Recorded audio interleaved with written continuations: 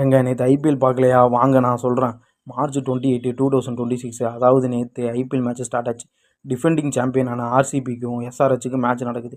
டாஸை win பண்ண RCB பவுலிங்கை choose பண்ண, அப்படியே திரும்பி பார்த்தா எஸ்ஆர்ஹெச் பேட்டிங் லைனப்பில் அபிஷேக் சர்மா, ஹெட்டு, கிஷனு, கிளாஸ்னு பொப்பா ஹேசல்வுட் வேறு இல்லை. நாங்களாம் நினச்சோம் ஒரு 250 போகுன்ட்டு. ஆனால் இங்கே நடந்த கதையே வேறு. ஹைப்பே இல்லாமல் வந்த டுஃபி ஒரு 3 தரமான விக்கெட் எடுக்க தடுமாறி போனாங்க எஸ்ஆர்ஹெச். கிஷனும் கிளாஸனும் சேர்ந்து ஒரு குட்டி பார்ட்னர்ஷிப்பை போட்டு 22 பாலுக்கு 31 ரன் அடித்து கிளாஸன் அவுட் ஆகிறாப்புல. தலைவன் கேப்டனான கிஷனு ஒரு 8 4 அடித்து 5 6 அடித்து 38 பாலுக்கு 80 ரன் அடிச்சு அவரும் அவுட் ஆகிறாப்புல.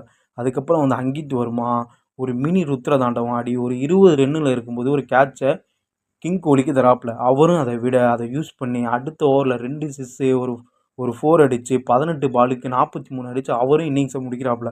அப்புறம் எஸ்ஆர்ஹெச் டோட்டலாக ஒரு 201 அடித்து 202 டார்கெட்டை ஆர்சிபிக்கு ஃபிக்ஸ் பண்ணுறாங்க. இந்த ஸ்கோரை சேஸ் பண்ண வந்த ஆர்சிபி வேர்ல்டு கப்லேயே ஃபார்மில் இல்லாத சால்ட்டு செகண்ட் ஓவரில் அவுட் ஆகிறாப்புல. அதுக்கப்புறம் கோலி கொஞ்சம் தட்டி தடுமாற படிகள் ஒரு இறங்கி ஒரு மினி ருட்டு தாண்டவும் அவரும் ஆடி கோலி ஸ்ட்ரைக்கை மாற்ற படிகள் போட்டு புரட்டின்னு எடுக்க 21 பாலுக்கு 61 ரன் அடித்து 7 4 4 6 அவரும் அவுட் ஆகிறாரு.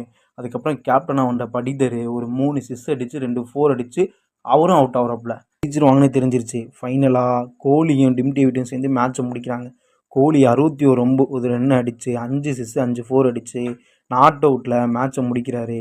எனக்கு என்னமோ இந்த வருஷம் கன்ஃபார்ம் ஒரு கப்பு இருக்குன்னு தான் தோணுதுங்க.